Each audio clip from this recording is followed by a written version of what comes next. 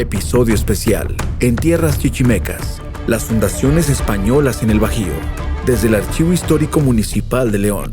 Tertulia Podcast y el Archivo Histórico presentan al maestro Pablo Eduardo Pérez Joya, el licenciado David Osvaldo Peña Gómez y el arquitecto Rodolfo Herrera Pérez. Comenzamos con el maestro Pablo Pérez Joya. Gracias. Muy buenas tardes, ¿se escucha ahí? Sí, muy buena tarde tengan todos y todas ustedes. Muchas gracias por acompañarnos el día de hoy en esta actividad que desarrolla el Archivo Histórico de León. Y bueno, antes de iniciar mi participación, pues no me queda más que agradecer al arquitecto Rodolfo y al licenciado Pedro Reveles por la invitación para estar aquí el día de hoy con ustedes. Es la segunda ocasión que vengo al Archivo Histórico de León como invitado, ya perteneciendo al Archivo Histórico de ahí de Celaya, y bueno, me llevo un grato sabor de boca en estas dos ocasiones que he estado por aquí. Bien, antes de iniciar con el tema, me gustaría hacer una aclaración. A diferencia de lo que ustedes pueden ubicar aquí o encontrar aquí en el Archivo Histórico de León, desafortunadamente en el Archivo Histórico de Celaya no contamos con documentación del periodo novohispano. Por distintos factores, durante el siglo XIX hubo mucha pérdida documental, entre que se la robaron, se quemó y hasta se regaló para envolver fruta, ¿no? Entonces, pues no había prácticas archivísticas las idóneas durante el siglo XX allá en la ciudad de Celaya, y bueno, esto derivó en toda esta pérdida documental. Entonces, lo que ustedes van a escuchar, pues prácticamente es una reconstrucción que se ha hecho a partir de la documentación que ubicamos en el Archivo General de la Nación, ubicado allá en la Ciudad de México, y también de un repositorio documental muy importante que hay en Celaya, que es el Archivo Histórico Franciscano de la provincia de San Pedro y San Pablo, que bueno, prácticamente aglutina toda la documentación que se generó de la administración de esta provincia franciscana, a la que jurisdiccionalmente perteneció la parroquia de Celaya, hasta que se secularizó ya a finales del siglo XVIII. Entonces, ese repositorio podríamos llegar a pensar, bueno, pues es documentación nada más de índole eclesiástica, sin embargo no, también hay por ahí documentación de índole civil y es la que nos ha ayudado a tratar de reconstruir un periodo que desafortunadamente no ha sido muy trabajado dentro de la historiografía local, pero bueno, pues eso también nos permite justo tratar de abordarlo, ¿no? Ya con nuevas perspectivas y desde nuevas tendencias historiográficas en la actualidad. Pues bien, este mapa que ustedes están observando ahí en pantalla es el mapa que se va a adjuntar a la relación geográfica de 1580, una relación geográfica que, bueno, solicita el rey en aquel momento, el rey de España, y que se le va a enviar para que conozca los distintos territorios bajo los cuales estaba, bueno, más bien que él gobernaba, ¿no?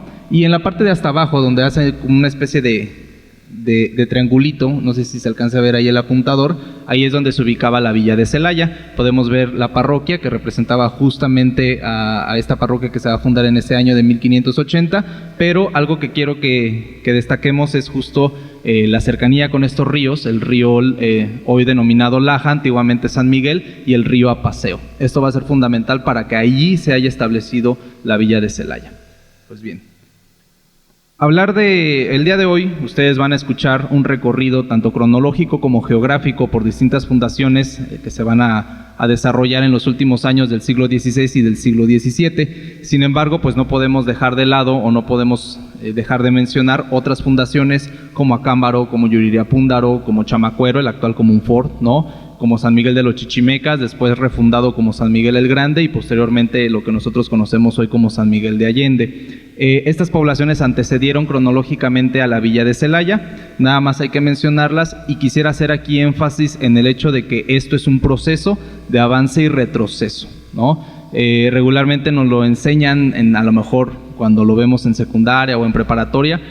Llegaron los españoles y prácticamente pues comenzaron su avanzada y no hubo quien los parara. Y en esta zona no fue así. Por ejemplo, en el caso de San Miguel de los Chichimecas, se funda por parte de los franciscanos esta reducción de indios, posteriormente es atacada y la tienen que abandonar, ¿no? Y es hasta después que se va a refundar como una villa de españoles. En el caso de Celaya, sí tenemos algunas nociones de que muy probablemente había presencia de grupos de indios en ese territorio donde posteriormente se funda la villa, pero al menos no he encontrado documentación que lo pueda sostener. Entonces, pues hasta el momento no les podría decir si efectivamente Celaya tiene un antecedente indígena, porque en realidad no, jurídicamente se va a fundar como una villa de españoles. ¿Y quién va a solicitar esa fundación? Pues un grupo de estancieros, ¿no? Entonces, bueno, a Celaya, a la Villa de León, al pueblo de San Francisco y otras poblaciones que les he venido mencionando, pues los vamos a encontrar dentro de una región que en la época se le denominaba como los chichimecas, o al menos así lo he encontrado en parte de la documentación que se va a generar en el siglo XVI. Y ya posteriormente, David Brading, un historiador que desafortunadamente acaba de perder la vida recientemente, pues nos habla ya de una región que va a englobar a estas poblaciones que van a compartir ciertas características económicas y sociales, ¿sale? Y posteriormente, pues a esto le vamos a empezar se le va a empezar a denominar como el Bajío. Bien, en el mapa también quisiera nada más, es muy pequeño, no se alcanza a apreciar mucho, pero comentarles que Celaya no formaba parte del Camino Real de Tierra Adentro, sino que formaba parte de uno de sus ramales. Es decir, estos caminos que empiezan, digamos, como a generarse de este gran camino que conectaba la Ciudad de México con el norte novohispano, pues también necesitaba protección. Y ese va a ser uno de los argumentos que van a utilizar los estancieros y el mismo virrey para poder otorgar el permiso de fundación de la villa de Celaya. Bien, ahora, antes de llegar a Celaya, nada más me gustaría que vieran las temporalidades. Estos personajes que les pongo ahí en la tablita, en la diapositiva, Pedro Zamorano, Francisco de Mendoza, Bartolomé Avilés y Juan García, fíjense las fechas en las que van llegando a donde hoy es Celaya, ¿sí? En donde se ubica geográficamente la ciudad de donde yo provengo, ¿sí? 1550. Hay que recordar que en 1521 pues cae la gran capital de los mexicas. Entonces vean, el lapso de tiempo es muy corto y hay un proceso de avanzada importante. A estos estancieros se les empiezan a dar tierras pues para que lleven su ganado, ¿no? Que es uno de los factores que va a orillar a los españoles a empezar a avanzar sobre el norte novohispano, que evidentemente el gran detonante de esa avanzada pues van a ser el descubrimiento de las vetas de plata, tanto en Zacatecas como en Guanajuato, o lo que hoy conocemos como Guanajuato, ¿no?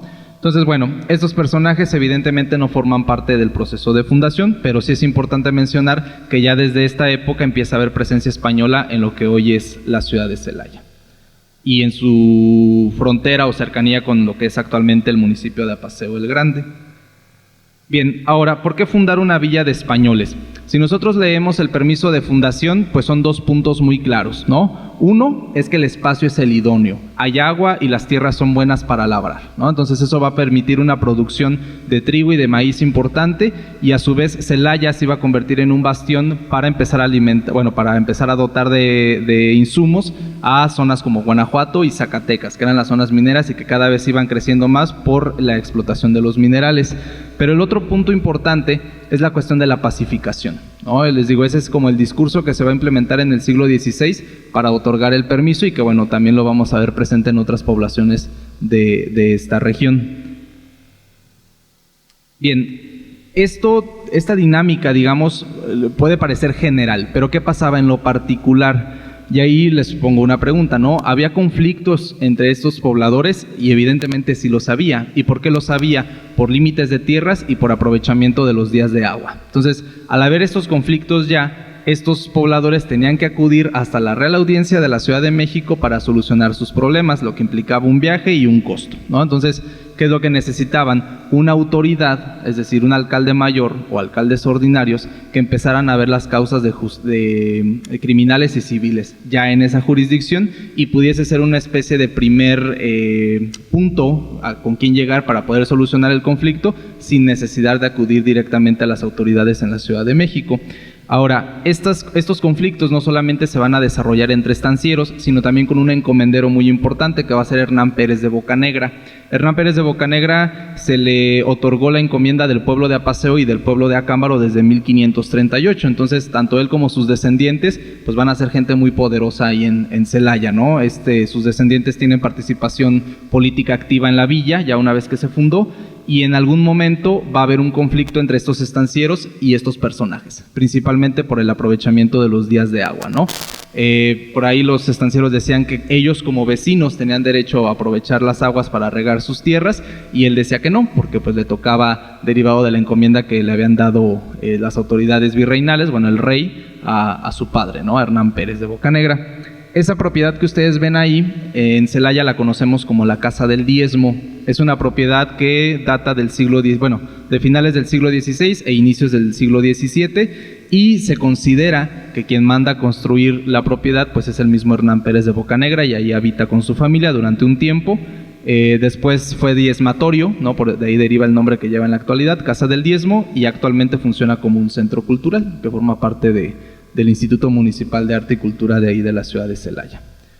Bien, ahora, en Celaya tenemos una cuestión sobre nuestra fecha de fundación, ¿no? Tradicionalmente, durante mucho tiempo, y sobre todo esto hablando a partir del siglo pasado, se considera la fecha de fundación de la población el 12 de octubre de 1570. Sin embargo, ese día solamente se emitió el permiso. Se firmó en la Ciudad de México por el virrey Martín Enríquez de Almanza. El permiso se va a ejecutar como tal cuando se dan las elecciones la elección de las primeras autoridades el 1 de enero de 1571. Y también por eso fue que se decidió realizar pues este panel de discusión en enero, ¿no? Porque justo también León pues se funda en el mes de enero de 1576, ¿sí, verdad? Sí, de 1576. ¿verdad? Entonces, el proceso en realidad ni siquiera arranca un 12 de octubre, sino que podemos situarlo en un 11 de septiembre de 1570, cuando el doctor Francisco de Sande va a escribir ese documento que ustedes pueden apreciar ahí en la pantalla al virrey. ¿Ahí qué le va a decir? Pues prácticamente le va a decir que hay un grupo de 35 estancieros que están solicitando la fundación de la villa, ¿no? Y que están dispuestos a quedarse a poblar, porque esa va a ser una de las condiciones que van a tener. Sí les vamos a dar tierras, pero tienen que estar dispuestos a estar en la villa durante 10 años. Pueden salir no más de 4 meses sin una licencia. Si se ausentan más de 4 meses sin tener licencia, entonces pierden las tierras y esas tierras se les van a mercedar a alguien más, ¿vale? Bien, y este fragmento quisiera destacarlo y les cito. Dice: convendrá que vuestra excelencia mande que los vecinos del Mezquital de la Paseo, es decir, de estas latitudes cercanas al río actualmente llamado Laja, que están esparcidos, se junten y congreguen a la villa con pena y porque el Ancón, esta especie como de triangulito que les mostraba en el mapa, ¿no?, que hace el río de San Miguel, se tiene por mejor tierra, y dicen los labradores que está mal trazada y usurpada, se reparta bien teniendo respeto a los más antiguos poseedores, ¿no? Entonces, aquí justo nos damos cuenta de que dentro de la dinámica local, pues evidentemente había conflictos por estas tierras y por el uso de los días de agua, ¿no? Este documento sale del Archivo General de la Nación, del Fondo Documental Tierras. Ahí viene la referencia en la parte de abajo en pequeño. Bien. Este documento que ustedes están viendo ahí también proviene de ese mismo expediente y es un traslado, o bueno, prácticamente una copia, ¿no?, del permiso de fundación de la villa de Celaya. Es el más antiguo que hemos encontrado, data de 1585, es decir, 15 años después de que se emitió el documento original. Ahí, según, pues ya digamos como teorías mías, el documento original ya se perdió. ¿Por qué? Porque muy probablemente se quedó en el cabildo de la villa y pues dentro de esta pérdida documental que sucedió en Celaya, pues desafortunadamente ya debió de haber perecido, ¿no? Por ahí si lo tiene alguna familia allá en mi tierra, pues les solicito y les sugiero que nos lo presten nada más para digitalizarlo y se lo regresamos, ¿no? Este documento, les digo, es el que de alguna u otra manera va a llevar a parte de la ciudadanía de allá de Celaya durante varias décadas a festejar la fundación el 12 de octubre, ¿no? Entonces justo ahorita estamos tratando de perfilarla ya hacia el 1 de enero de 1571, justo porque existe este otro documento que les estoy mostrando ahí, que es el acta de fundación. Ahí está la transcripción, ahorita si quieren la leemos.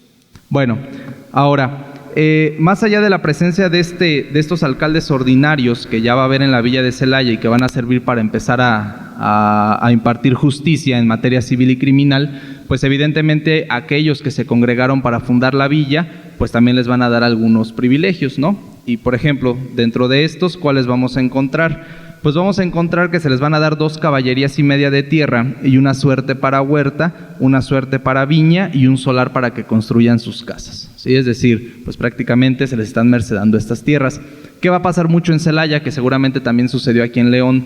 Muchos pobladores españoles que llegaron quizás hasta 15 años después se decían ser fundadores, ¿no? ¿Para qué? Para que la corona también les emitiera estas mercedes de tierra y también pudieran empezar a formar parte de la dinámica económica de la villa.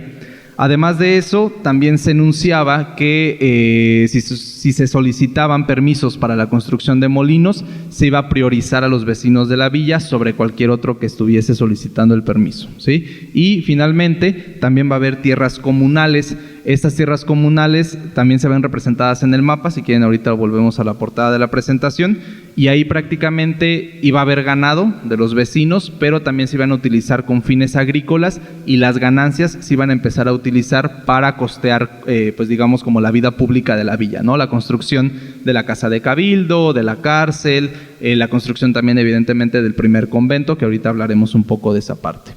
Bien, ¿qué dice el acta de fundación? Dice: yo, don Belman González de la Mora, escribano público del pueblo de Apaseo, doy fe que hoy, día de Año Nuevo, 1 de enero de 1571 años, cumpliendo con mandamiento de su excelencia el señor visorrey, gobernador y capitán general de estos reinos, después de haber oído una misa del Espíritu Santo, se juntaron y congregaron en el sitio que se nombra del Zapote, hasta 40 hombres casados, y fundaron la villa de Nuestra Señora de la Concepción de Celaya. Y, habiendo hecho elección por mandado de su excelencia, nombraron regidores capitulares de la dicha villa a don Miguel Juan de Santillana, don Diego Pérez Lemos, don Domingo Martínez y don Lepe García, y entre estos 4 eligieron alcalde ordinario de primer voto a Domingo de Silva y de segundo voto a don Juan Freire. Y porque conste ante mí, doy fe. Don Belman González de la Mora, escribano público y de verdad, lo signé, ¿no? Es decir, pues lo firma, ¿sí? Y es el documento que, les digo, está ahí. ¿Qué pasa con este documento? En Celaya, la base de la historiografía local se basa prácticamente en 2 obras, ¿no? Que es la obra de la historia de la ciudad de Celaya de Luis Velasco y Mendoza, escrita entre 1947 y 1948, y después aparece el libro de Rafael Zamarroni de la década de los 80. Él viaja al Archivo General de Indias en Sevilla, allá en España, y encuentra este documento.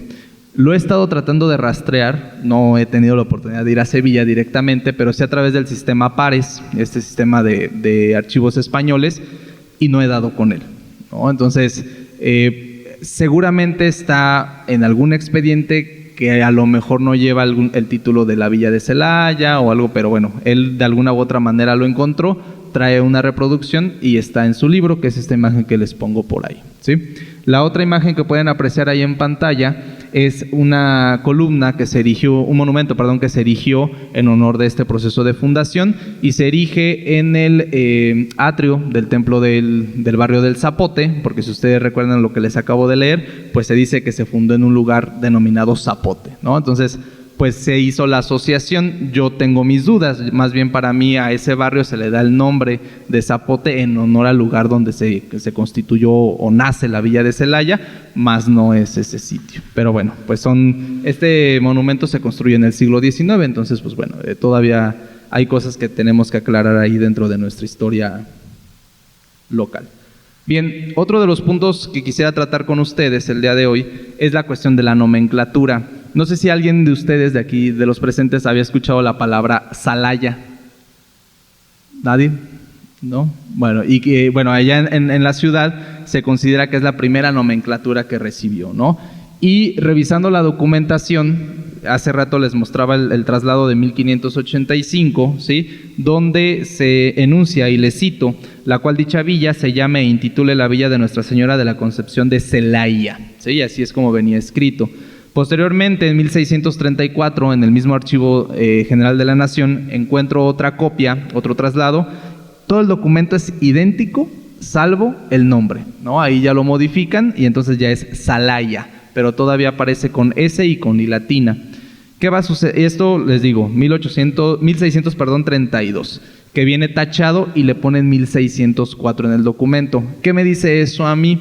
Ese traslado se generó porque un vecino de la villa andaba diciendo que él era fundador, entonces mandó a hacer la copia del permiso, ¿sí? Evidentemente era más creíble que fuese fundador si el permiso decía 1604 o la fecha de producción y no 1632, ¿sale? Entonces, pues bueno, por ahí está esa situación que ya más bien es como sospecha mía. Ya había documentos apócrifos en la época.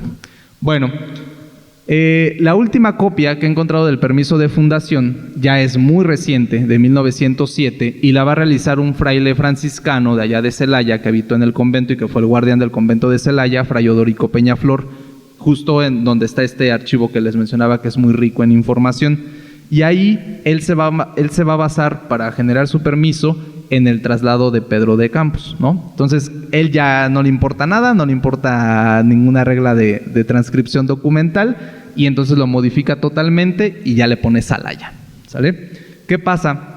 Algunos investigadores como Fulgencio Vargas o como el mismo Pedro González durante el siglo XX seguramente revisaron esta documentación y se empieza a replicar esta idea de que la primera nomenclatura que tuvo la villa fue la de Celaya, como en su momento Fray Odorico Peñaflor pues lo plasma, y es un documento que sigue ahí disponible en el archivo franciscano, ¿no? Entonces ahí lo que tratamos de hacer fue tratar de rascar todavía más profundamente para ver si verdaderamente hablábamos de que esa era la primera nomenclatura.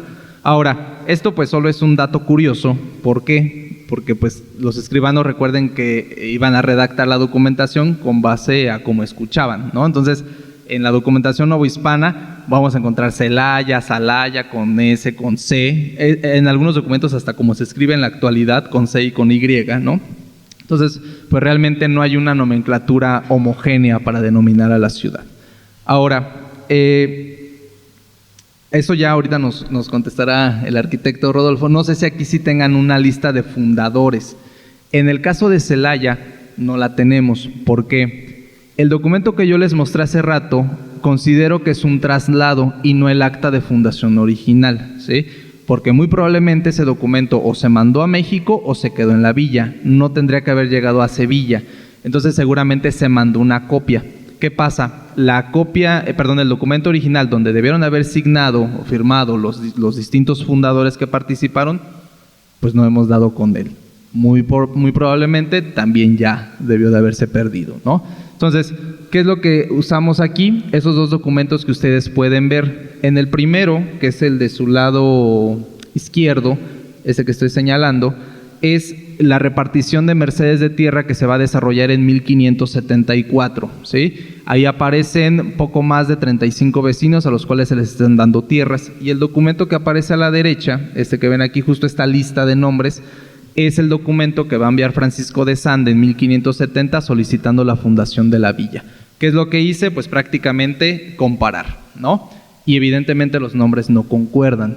Entonces, ¿qué es lo que yo les digo allá en Celaya? En Celaya no podemos hablar de fundadores. Yo prefiero denominarlo primeros pobladores, que es lo que sí tenemos certeza, tanto de que estaban antes del acto fundacional como que estaban después. Pero no podemos hablar de fundadores porque no tenemos la referencia de quiénes firmaron y estuvieron presentes aquel día, ¿vale?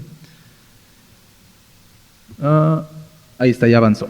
Bien, en este documento que les mencionaba de Fray Odorico Peñaflor, él menciona en su traslado que fueron 40 fundadores, ¿no? Y así lo afirma tajantemente. Fueron 40 y pone la lista de nombres. Por azares del destino, después yo empecé a acercarme a la Inquisición. Ya ahorita escucharon ustedes que pues prácticamente es ya lo que trabajo, ¿no? Y sobre todo las brujas y las hechiceras ahí en Celaya. Y bueno, revisando esta documentación inquisitorial como la que ven ahí en la imagen, me encontré con un, ¿cómo se llama? De limpieza de genealogía y sangre, se me fue el nombre. Sí, bueno, es una prueba, ¿no? Que le hacían a la gente que quería participar o formar parte de la Inquisición, donde pues tenían que comprobar que eran cristianos viejos, que no habían tenido problemas, o bueno, ligación con judíos, con mahometanos, y que tampoco habían tenido problemas con la Inquisición, ¿no? Entonces se empezaba a hacer una serie de preguntas, y ahí algunos vecinos que citan para preguntarles, se les decía, bueno, primero enúnciame dónde naciste, cuánto llevas en la villa y demás. Pues bueno, revisando esa documentación, al menos esos 4 que ustedes pueden ver ahí en pantalla, que forman parte de la lista de los fundadores de Fray Odorico Peñaflor, pues nos damos cuenta que su llegada a la villa de Celaya es muy posterior. Por ejemplo, Juan de Quintanilla llegó pues prácticamente 12 años después, Bernardino Guerra llega mucho después, ¿no? Cristóbal de Estrada también llega ya posteriormente. Entonces no son fundadores, se decían fundadores porque evidentemente eso les iba a traer un beneficio material, ya que les iban a estar dando tierras.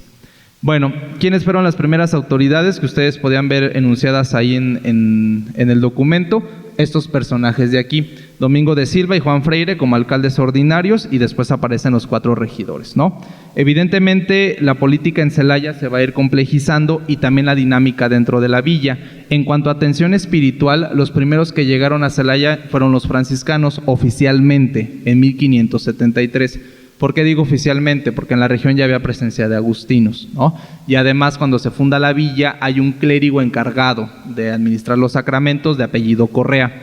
Cuando los franciscanos solicitan su permiso al virrey, les dice, sí, van ustedes y además excluyan a todos, ¿no? Entonces al clérigo le dicen, pues escoge dónde te quieres quedar porque en Celaya ya no. Entonces los franciscanos van a llevar la administración espiritual durante 24 años de manera ininterrumpida y de forma exclusiva. Hay que esperar hasta 1597 para que lleguen los carmelitas, posteriormente llegan los agustinos en 1609 y ya en 1625 van a arribar los juaninos, quienes van a fundar un hospital. Tengo entendido que aquí en León también hubo presencia de juaninos, ¿no? Y también tenían su hospital, administraban un hospital acá. Allá en Celaya deja de funcionar ya hasta el siglo XIX, no sé aquí más o menos en qué época dejó de funcionar. Bueno, en Celaya también llegan mercedarios y llegan jesuitas. Entonces, ¿eso qué nos dice? Pues una población que tiene la capacidad de sostener 6 órdenes religiosas nos habla de una bonanza económica importante, ¿no? Y la imagen que ven ahí es la imagen de la Purísima Concepción, que va a ser la imagen que se venera en la actualidad en el Templo de San Francisco, que es la reina y patrona de la ciudad de Celaya. Patrona porque desde la época novohispana se funda la villa bajo su amparo, ¿no? De esta advocación mariana, y en 1909, me parece, es cuando se jura como reina y patrona de la villa de Celaya, ya un acto muy reciente, un 12 de octubre, ¿no? Entonces, ahí también hacemos la ligazón, pues echamos 2 fiestas, ¿no? De una vez, que es la jura de la reina de Celaya y pues de una vez la fundación también, ¿vale? Bien. La parte de la complejidad política, pues aquí la vemos marcada. La villa va creciendo y evidentemente eso se refleja en la estructura. Un alcalde mayor que va a ser nombrado después, los alcaldes ordinarios, un alcalde de la hermandad que va a ser el encargado de mantener el orden, los regidores, un alférez real, un alguacil mayor, un escribano y bueno, pues cada uno de estos cargos políticos tenía una dinámica distinta. Hay que recordar que sobre todo ya en el 17 pues los cargos públicos se vendían, ¿no? Y eran a perpetuidad. Por ejemplo, he encontrado regidurías que vendían en 700 pesos oro común y pues hasta que se muriera o hasta que renunciara a la regiduría quien la había comprado, ¿vale? Eso ahí en el Archivo General de Indias. Y bueno, ya para ir concluyendo, pues la actividad económica más importante es la cuestión agrícola, ¿sale? Ahí se ve con mucho más detenimiento. Si ustedes se fijan, estas cositas que parecen como especies de arañitas son los molinos, ¿no? Entonces ahí ya para 1580 ya había molinos establecidos y que administraban los mismos vecinos de la villa de Celaya. Y en la parte de arriba se alcanza a ver la nomenclatura, no sé si la alcancen a percibir. Y aparece como Celaya, ¿no? Y con S y con Y. Muy bien. Bien, ya por último, la parte demográfica. Quiero que vean las fechas y que vean el porcentaje de población, ¿sale? Va avanzando rápidamente y no todos nacen en Celaya. Hay un proceso de inmigración muy importante. He encontrado vecinos que nacen, por ejemplo, en Valladolid, ¿no? O que nacen en Pátzcuaro, sobre todo de esa región de Michoacán, van a estar migrando a la villa de Celaya porque la bonanza económica es importante. Quiero que se fijen, por ejemplo, en el segundo y en el último párrafo. Entre 1624 y 1630, ya la población en Celaya ascendía a 200 vecinos españoles. Estos son vecinos casados. Esto hay que multiplicarlo todavía para conocer, digamos, como el número real de vecinos, ¿no? Y para la misma temporalidad, 1639, en la parte de abajo, León contaba con poco más de 40 vecinos casados, ¿no? Entonces ahí veamos la dimensión. Para finales del siglo XVIII, cuando se da las reformas borbónicas y se cambia la administración del virreinato, se conforma la Intendencia de Guanajuato, dividida en 5 subdelegaciones, entre ellas estaba Celaya y León, y Celaya era de primera categoría. O sea, la ciudad de Celaya, en algún momento ustedes nos ganaron la carrera, ¿no? Y hoy existe una diferencia importante entre la ciudad de León y la de Celaya, pero al menos en la época virreinal, Celaya era la población más productiva que tenía primero pues la zona, ¿no? Del Bajío y después la Intendencia de Guanajuato. Y lo podemos ver en la cuestión demográfica. Para mediados del siglo XVII, solamente de todo el obispado de Michoacán, que era inmenso, solamente San Luis Potosí tenía más población que Celaya, ni siquiera Valladolid, que era la capital diocesana, ¿no? Entonces, ahí nos damos cuenta verdaderamente de la relevancia de esta población. Bien, antes de concluir, nada más me gustaría decir, lo que en su momento se fundó esta población con aras de generar una especie de lugar, ¿no?, para buscar la paz o la pacificación en una zona donde evidentemente estaba la guerra chichimeca todavía, pues terminó convirtiéndose en una potencia agrícola, ¿sí? Y donde evidentemente esa complejidad económica llevó también a una complejidad social y donde muchos grupos étnicos pues comenzaron un proceso de aculturación muy importante que después detonó en un imaginario religioso, que es lo que también se ha estado trabajando hasta el momento. Muy bien, muchas gracias.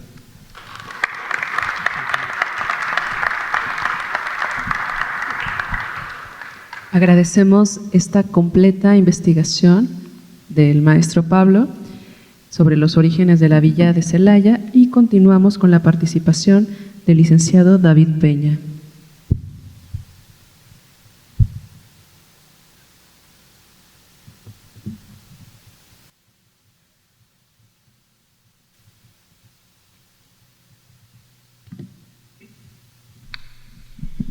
Buenas tardes.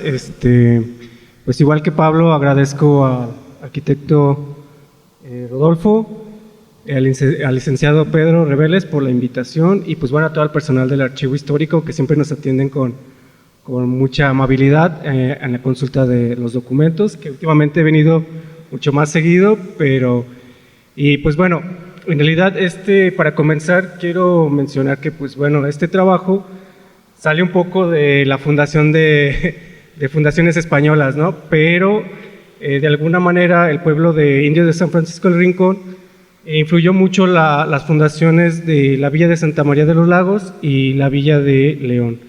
¿Sí? La primera, Lagos en 1563 y posteriormente León en 1576. Entonces, pues bueno, voy a mencionar primero esta parte de cómo influyeron de alguna manera estas dos villas para que se estableciera este pueblo de indios y que también pues esta fundación originara un conflicto, ¿no?, entre la audiencia de Guadalajara y la audiencia de México. Sin embargo, pues bueno, no voy a abordar este conflicto porque pues en realidad no he profundizado bastante, ya que por ahí incluso el maestro Tomás Falcón menciona que hay una guerra, la de los tepehuanos, ¿no?, que también influyó en que se defendieran las fronteras, ¿no?, y el interés de voltear a este lado también. Y pues bueno, para comenzar,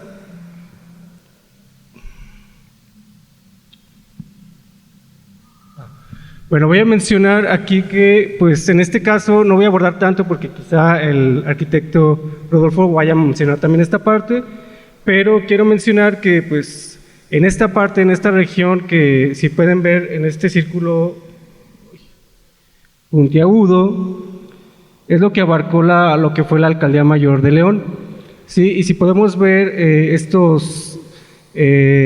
¿cómo puedo mencionarlo? La serranía, ¿no?, la parte de la mitad del estado de Guanajuato, que era la parte de la Sierra de Guanajuato, en la parte del sur, y lo que abarcó Celaya, León, San Francisco del Rincón.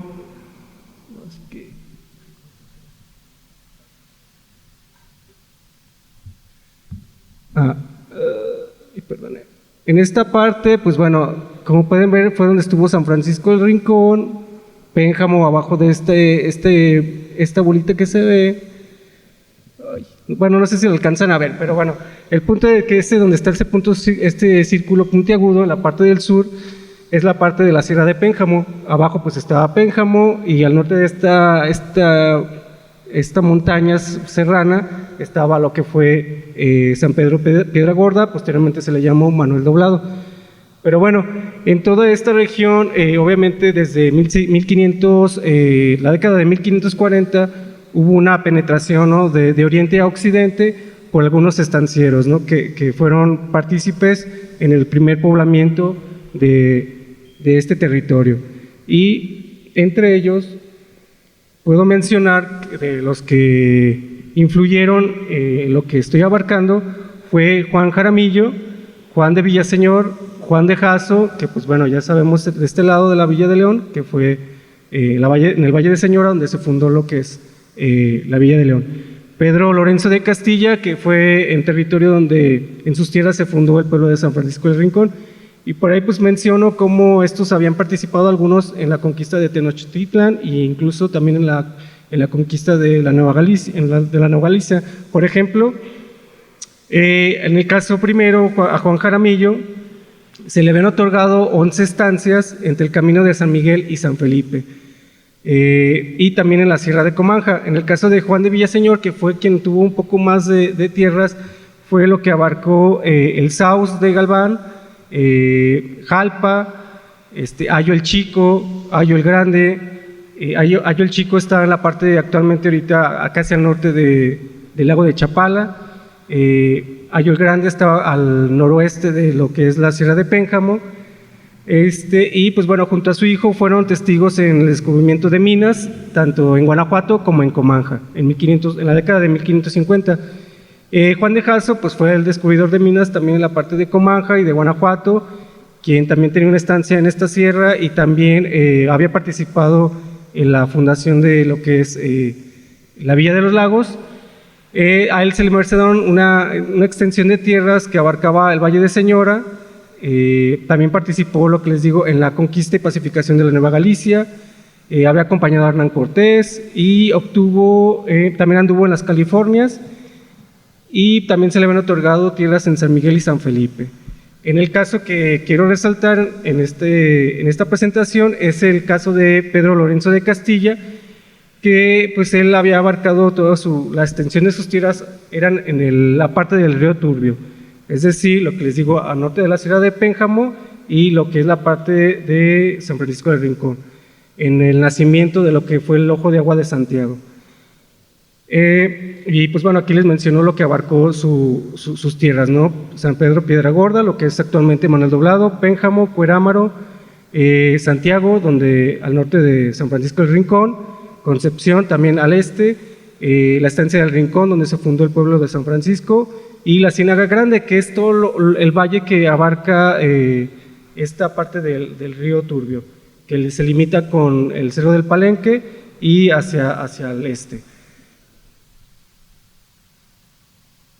Y pues bueno, voy a mencionar de manera breve la fundación de la Villa de Santa María de los Lagos, que en realidad pues bueno, también se funda similarmente a las necesidades de la región, como en el caso de Celaya y posteriormente como la Villa de León.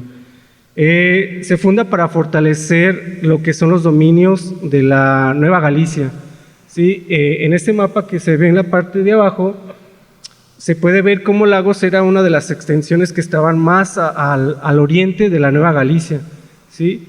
Entonces, pues bueno, también sirvió para detener ese avance de la Audiencia de México hacia el este, ¿sí? El último, pues si ven, en 1563, pues todavía no aparecía lo que es la Villa de León, ¿no? Pero estaba el Valle de Señora y otras estancias.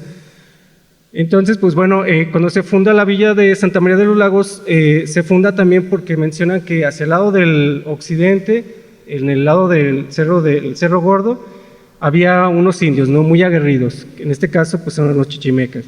Y hacia el occidente, en las sierras de Comanja y Guanajuato, pues mencionan que es donde caían las serranías que había de indios enemigos. Entonces, pues bueno, este establecimiento serviría, pues, obviamente, para proteger los caminos, particularmente el que iba de Guadalajara hacia Zacatecas y de México también hacia Zacatecas, y igual el camino de Michoacán hacia el norte.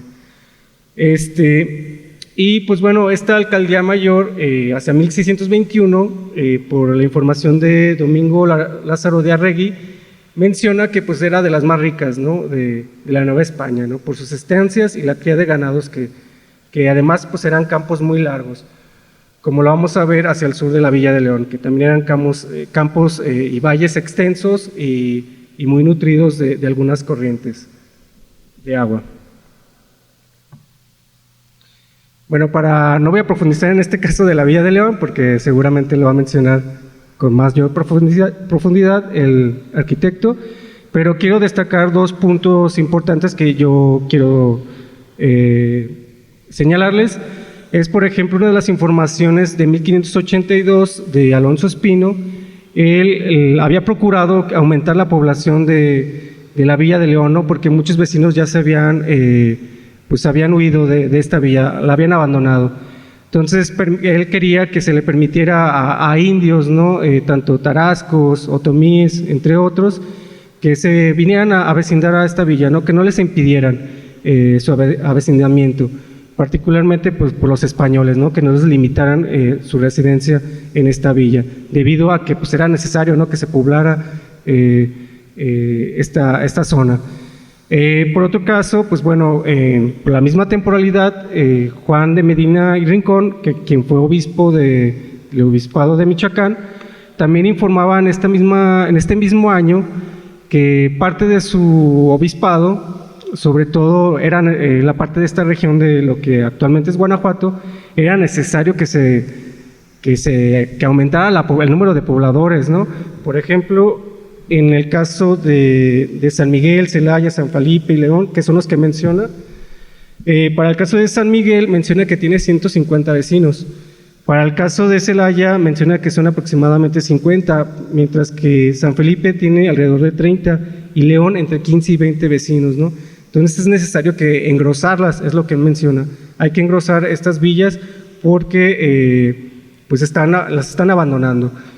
Incluso él sugiere que se funden otras dos, porque se da cuenta que pues, es una región donde puede caber estas villas, ¿no? Con mucha población de españoles, ¿no? Particularmente. Entonces, pues obviamente pues, no se fundan otras dos villas, sino que se van a empezar a fundar algunos pueblos, ¿no? En este caso, pues lo que es el Cuisillo, San Miguel, para San Francisco del Rincón, lo que es Celaya, etcétera. Pero, pues bueno, no se fundan las villas, pero se empiezan a asentar algunos pueblos de indios. Y también, aunque no voy a mencionar del caso de Pénjamo, pero hay un informe hacia finales del siglo XVI y principios del siglo XVII en un asunto del gobernador de Pénjamo, pedía que se pusieran otras congregaciones, ¿no? Incluso pedía que se le unieran las congregaciones de Michoacán, de la provincia de Pátzcuaro, que es Numarán, Huango, etcétera. Porque pues Pénjamo, que era como el punto o sitio de frontera aún, se estaba quedando también sin indios, ¿no? Mencionaba que eran alrededor de 20 indios, entonces pedía que estos pueblos de Michoacán se congregaran mejor a Pénjamo, ¿no? Porque era un punto o un puesto de frontera y era un lugar donde era como el intermedio del camino de Tierra Caliente, de Michoacán, de Colima incluso, que se dirigían hacia el norte, es decir, hacia Guanajuato o hacia Zacatecas. Entonces, pues bueno, y también las poblaciones, tanto como la Villa de León, ¿no? Entre otras, o las minas de Guanajuato, constantemente solicitaban a indios de servicio. Entonces estos indios, pues, por andar en las minas, pues abandonaban estos pueblos, o ir a la construcción de las casas reales, o en los solares, pues abandonaban esta región. Entonces, pues pedía que mejor se unieran.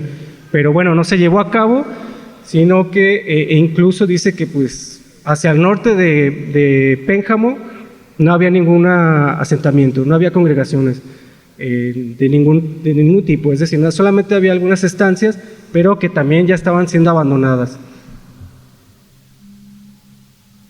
Y pues bueno, para empezar ya en este caso de San Francisco del Rincón, que se funda en 1607 por el visitador de la Audiencia de Guadalajara, que pues realizó este recorrido para reconocer el territorio que antes no había sido reconocido, ¿no? Que les digo, el único que había pues era parte de la Villa de los Lagos y nadie había visitado por la parte de esa audiencia ese territorio. Entonces se va a dirigir en este mapa, pues, se va a dirigir de Guadalajara a Teocaltiche y de Teocaltiche va a pasar a lo que es Aguascalientes actualmente y luego de ahí va a irse a la Villa de Santa María de los Lagos. Todo esto desde 1606 hasta 1608 va a ser este recorrido, ¿no? Entonces, de la Villa de Santa María de los Lagos, pues obviamente va a recibir información, ¿no? De que hay muchas estancias de aquel lado, hay mucho territorio que se puede poblar, ¿no? Que incluso las tienen abandonadas, hay tierras que no están cultivadas, y que se presta para pastar a los ganados, y sobre todo por estas corrientes de agua que ven en este lado. Entonces, se va a dirigir, con esta información, se va a dirigir a lo que es la estancia del Rincón, y ahí va a darse cuenta que pues hay un grupo de indios y es donde les va a poblar a lo que actualmente se conoce San Francisco del Rincón. Van a ser 16 indios en su visita de Paz de Vallecillo, que la podemos encontrar en el Archivo General de Indias. Menciona esta parte, ¿no? Que él dice que son 14 indios, ¿no? 12 estaban casados, más 2 viudos y 2 solteros. Mientras que en el traslado de fundación, que se encuentra aquí en el archivo histórico, que data de 1636, se menciona que son 16, ¿no? O sea, le aumenta a 2. Pero bueno, independientemente de esto, como su interés en este recorrido va también, uno de sus objetivos es tasarles a los indios, es decir, ponerles tasación, ¿no?, del tributo, que es necesario de que tributen al rey, porque hay muchos indios que han huido de las estancias, tanto de Michoacán, de Querétaro, que andan por ahí vagabundos, trabajando también libremente en algunas estancias, y también algunos otros haciendo algunos destrozos, ¿no? Por ejemplo, en la parte de la estancia de la Sauceda, al noreste de la Sierra de Pénjamo, que decían que era como un nido, ¿no?, de algunos indios, particularmente otomíes, que andaban ya a caballo, andaban salteando a los pasajeros. Entonces estos salteadores pues ya traían caballos, pues, los que robaban a los pasajeros, y pues decía que no tributaban, ¿no? Incluso ahí el padre Joseph Gómez se quejaba de ellos, ¿no? De alrededor de 20 indios que andaban ahí salteando a los pobladores, inquietando, siendo mala influencia para los otros indios que ya andaban un poco más pacificados. Entonces, pues se da cuenta que también en esta región hay muchos indios ahí vagabundos, escondidos. Entonces es necesario que paguen, que tributen. Entonces, en este caso, pues cuando les funda en San Francisco del Rincón el 20 de enero, igual que la Villa de León, pero en este caso en 1607, les va a pedir que tributen una vez al año, ¿sí? Una vez por año, ya sea en especie o con un real. Y en este sentido, pues de ahí va a dirigirse a lo que es la Sauceda. Con esta información, en cada lugar va a obtener información, se va a dirigir a la Sauceda y luego después va a volver a lo que es la estancia de Santiago, en el Ojo de Agua, es decir, al norte del actual San Francisco del Rincón, y de ahí se va a dirigir con Pedro de Aranda, y de Pedro de Aranda se va a dirigir otra vez a lo que es San Juan de la Laguna, que actualmente es San Juan de los Lagos. Y en este sentido, pues también aquí le va a quitar las tierras, ¿no?, a Pedro Lorenzo de Castilla en el caso de San Francisco del Rincón. Y pues en las ordenanzas pues ya estaba indicado, ¿no?, que se podía quitar las tierras a españoles para fundar pueblos, ¿sí? En este caso un pueblo de indios, después obviamente se las recompensarían.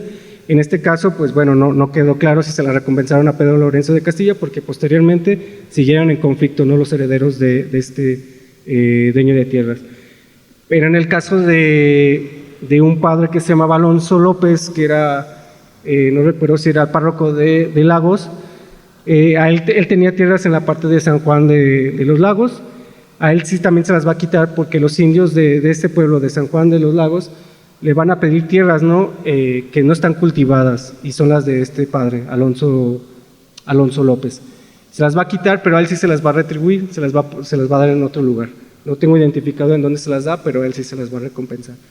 Entonces, pues posteriormente a esto, pues ya ha fundado el pueblo de San Francisco del Rincón.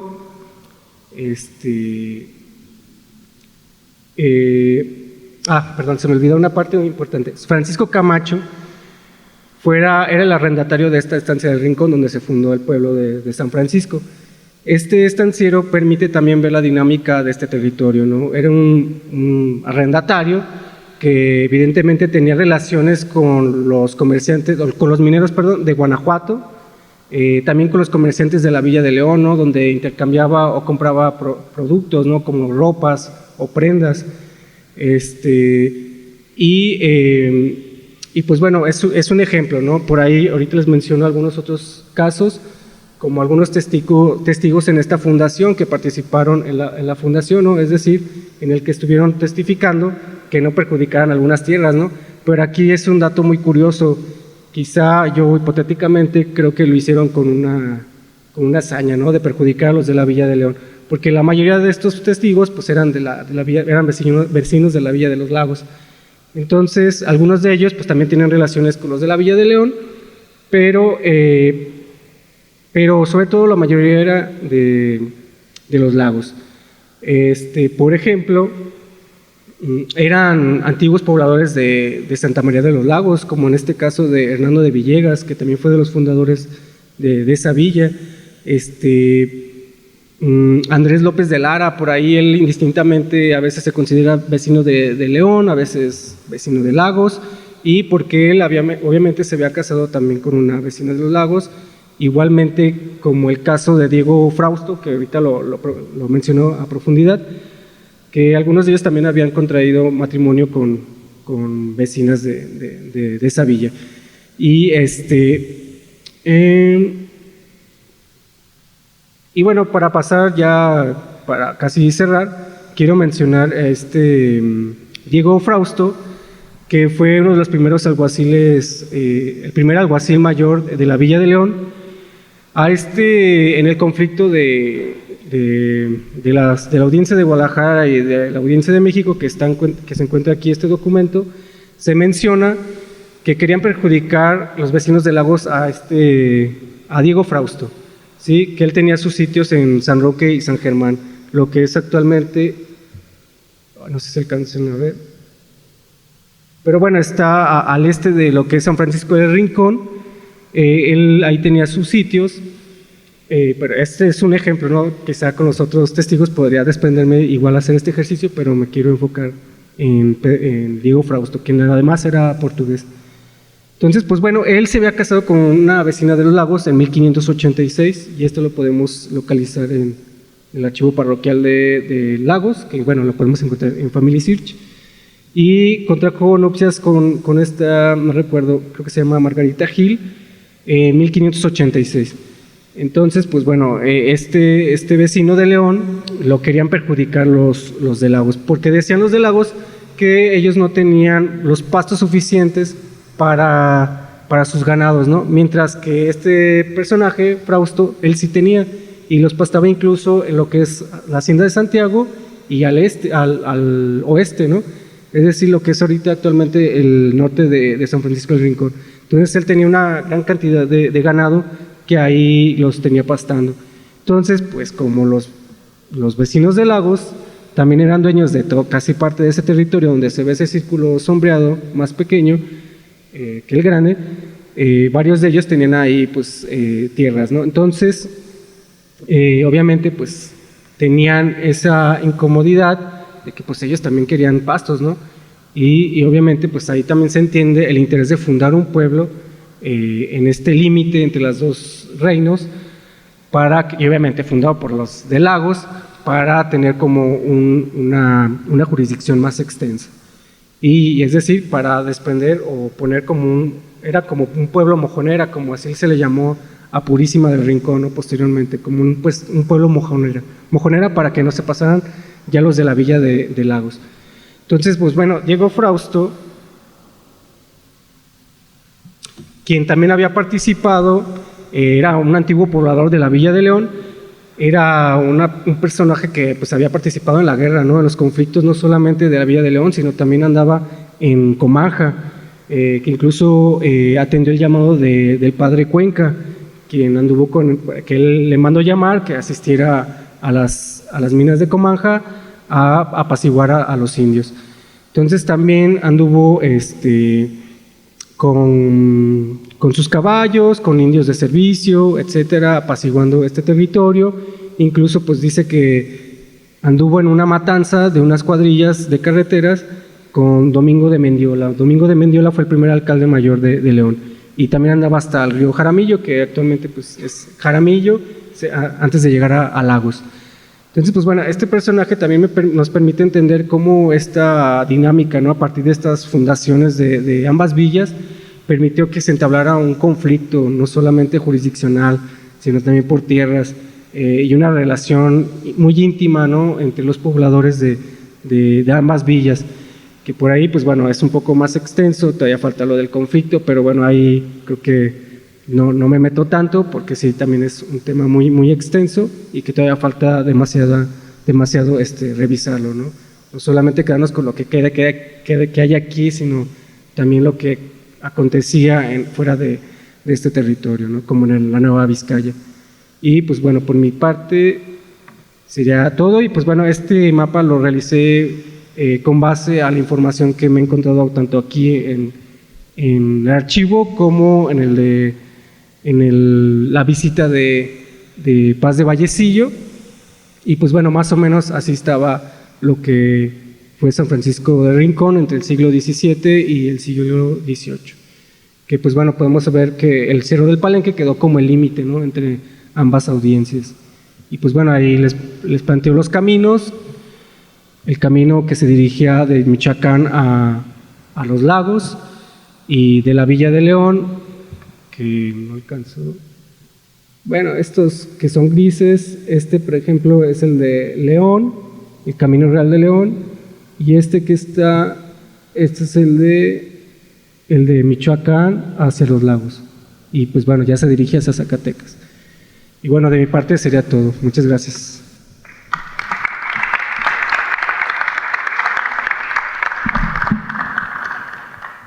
Por último, contaremos con la intervención del arquitecto Rodolfo Herrera Pérez. Pues muchas gracias, ya me los dejaron cansados, ¿verdad?, con tanta información. Pues les agradezco mucho a los dos ponentes, a Pablo. Hace unos meses tuve la fortuna de escucharlo allá en Guanajuato con una presentación sobre las brujas, que ya pronto se van a publicar este tema. Y estuvo muy buena la charla. Esperemos que ahora que ya este libro nos invite para poderlo acompañar aquí en el Fórum Cultural. Y a David, pues es un investigador. La verdad es que es la primera vez que lo escucho, pero toda la información se complementa con lo que estamos haciendo ahorita. El año que viene, León cumple 450 años de fundación. Y entonces el Archivo Histórico nos hemos dado a la tarea de preparar ya varios libros. Se van a preparar 4 libros para conmemorar este año, y 2 son muy importantes y que van al tema que hoy se trató. Uno de ellos es el Acta de Fundación de León. El segundo libro es León, Origen y Desarrollo, y les voy a hablar por qué son importantes estos libros. Pablo decía el tema del acta de fundación. León tampoco tiene el acta de fundación original. Se perdió, no sabemos dónde quedó. Estamos trabajando el primer libro, que es el Acta de Fundación de León, y hacemos referencia a un documento que es un traslado de 1606, que mandó sacar, o mandó hacer, o mandó pedir el escribano Juan Ramírez en 1606. Y ahí dice, en la parte superior del documento, dice: y se lo mandamos a hacer al encargado del archivo del Cabildo. Y es una copia del original que se encuentra en el libro del Cabildo.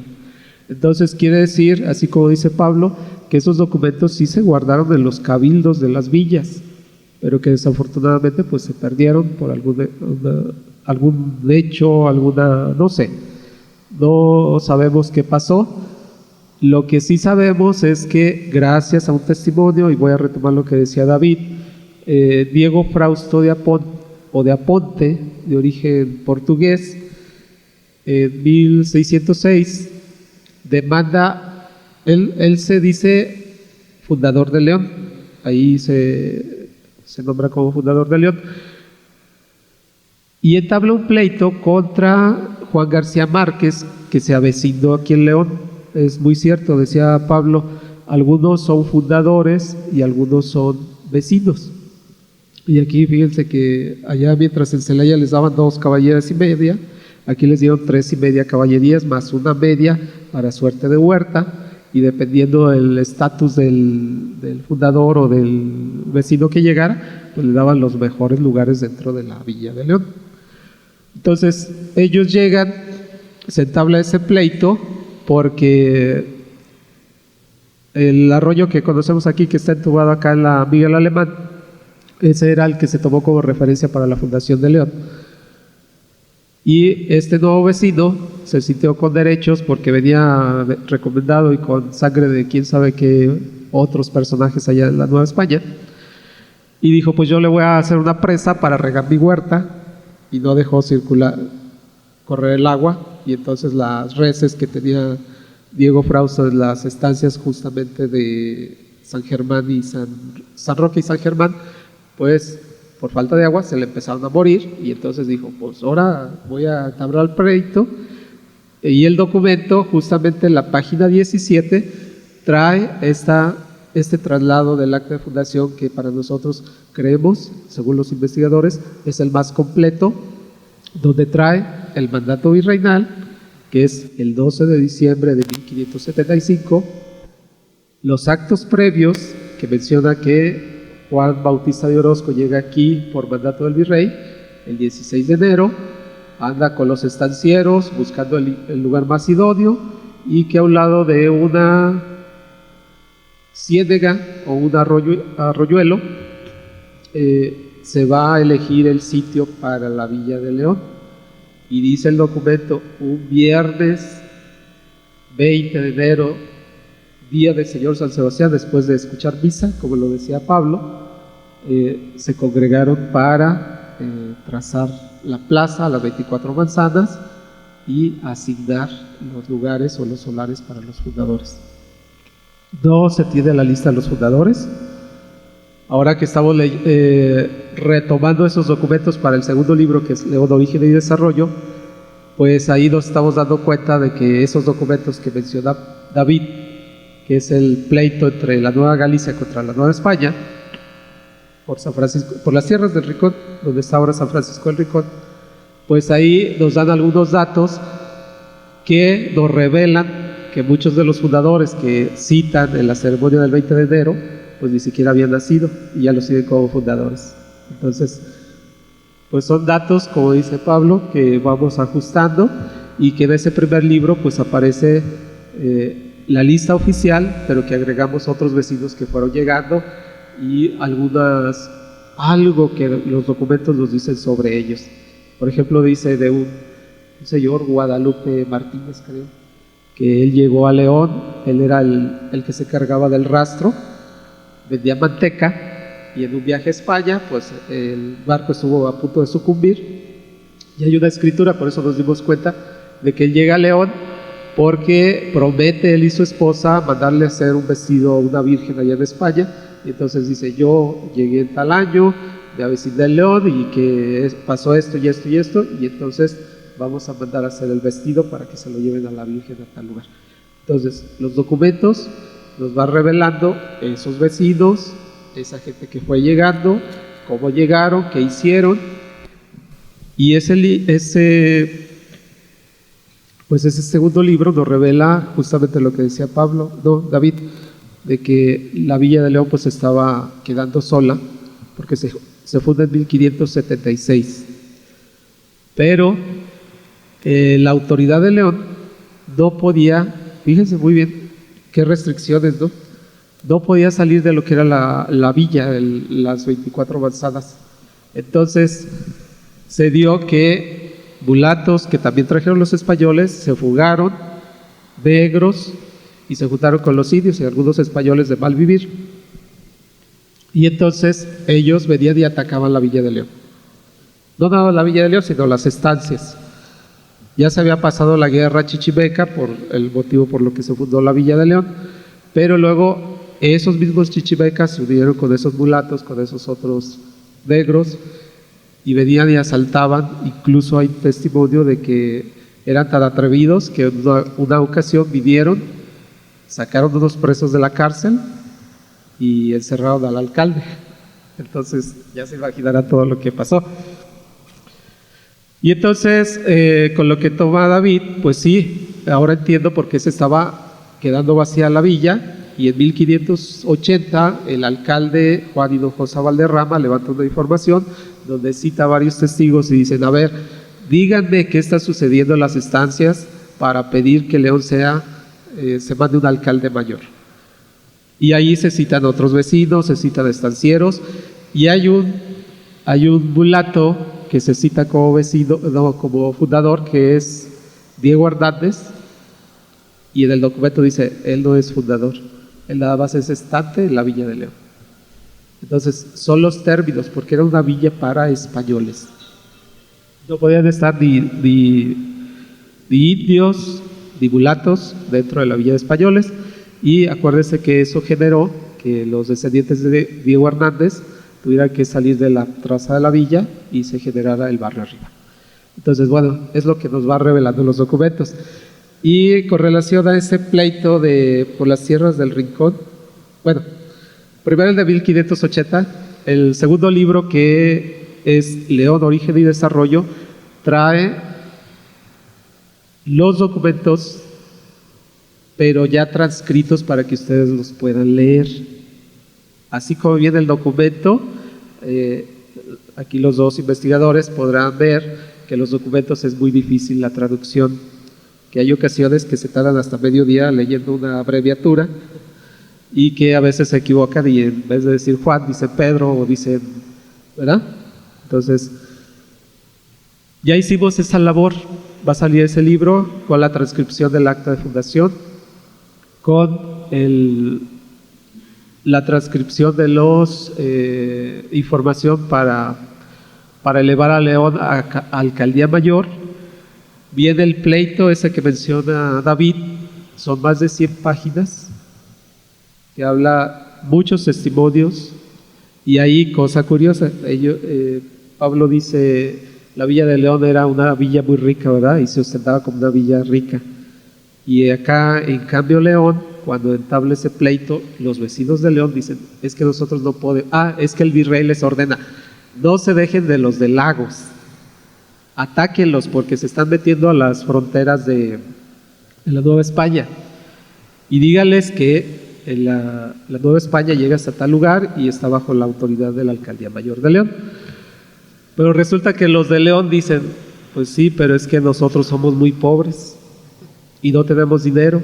Y ese proceso duró 19 años, hasta que por órdenes del mismo rey o del Consejo de Indias se ordena que Lagos se repliegue y que reconozca la autoridad del alcalde mayor de León, porque era de la Nueva España. Entonces, está bien interesante, son ya, para leerlo quedan como 60 páginas, que ojalá ya cuando esté listo lo puedan leer. Y eso nos revela cómo León, a través de los documentos, que sí tenemos desde 1580, pues nos va revelando su historia, y poco a poco vamos entendiendo con las investigaciones que hacen otras personas, cómo nos va encajando ese rompecabezas y vamos entendiendo por qué sucedieron las cosas. Entonces, son cosas muy interesantes que esperamos que ahora que salgan los libros ustedes también las puedan leer, y que ahorita pues les adelanto que esos documentos nos revelan que sí, León se fundó con unos cuantos vecinos que se pedían 100 para que fuera una ciudad. La orden es ciudad de españoles y hay 100 vecinos españoles, pero no se llegó a más que unos cuantos después de 50. Y otro dato que complementa lo que dice David es que, muy cierto, cuando ya León es alcaldía mayor, se les permite a los dos pueblos de indios, el de San Francisco del Cuecillo, es para indios purépechas que llegaron de Yuriria, creo de Yuriria, que trajeron para levantar los edificios públicos. Había un mexica que había llegado a la Ciudad de México, que era Tomás Hernández, y había un chichimeca, un joven de origen chichimeca, que era el intérprete de los españoles. Entonces a ellos se les permitió fundar San Francisco del Rincón. Y después llegó otro grupo de otomíes y se les permitió establecer el pueblo de San Miguel de la Real Corona. Entonces, eso es lo que revelan los documentos. Y pues en este término, pues León se fundó el 20 de enero, Celaya el 1 de enero, San Francisco el 20 de enero también, y por eso estábamos aquí. Entonces, ya los agarré un poquito cansados, ya veo que unos ya están. Entonces, vamos a esperar estos libros. Creo yo que la información que nos dieron de ellos es muy rica, a los cuales les agradezco mucho. Y pues yo creo que les quedaron muchas dudas, entonces vamos a contestarles, ¿sí? Porque la historia de Celaya, de San Francisco y de León, pues es muy extensa. Y hay que volverla a leer, volver a investigar y sobre todo volvernos a sentar para decir, a ver, ¿qué pasó? Porque ellos me dicen una cosa, pero ¿qué pasó realmente? Agradecemos la intervención del arquitecto Rodolfo, asimismo las ponencias de nuestros 3 participantes, quienes a través de la vasta información que nos brindaron nos permitieron acercarnos a los procesos de fundación de estas 3 relevantes ciudades de la región y asimismo el observar y comparar los ritmos de poblamiento en dichas villas del Bajío en los albores de la época novohispana. Con esto concluimos y agradecemos el favor de su presencia y a quienes nos siguieron a distancia a través de Tertulia Podcast. Les invitamos a mantenerse en contacto con nosotros a través de nuestras redes sociales y página web para estar al tanto de nuestras actividades y próximos eventos en torno a la historia y cultura de León y nuestro estado. Gracias, muy buenas tardes. Tertulia Podcast. ¿Quieres seguir descubriendo la verdad detrás de la historia? Síguenos en Facebook e Instagram como tertulia.podcast y en nuestro sitio web como tertuliapodcast.mx. Información respaldada por el Archivo Histórico Municipal de León, en colaboración con Bonito León y Te Falta Barrio. Tertulia es un podcast original producido por Orión Corp, ULE Audio Studio y la Fundación Marqués de San Clemente AC, con las voces del Dr. Mariano González Leal, Víctor Hermosillo y Raúl Padilla. Locutores, Luz Adriana Flores y Raúl Santana. Dirección General, Mauricio Aguirre. Grabación y diseño de audio, Raúl Santana, Óscar López y Luis Vázquez. Derechos reservados. Tertulia Podcast AC.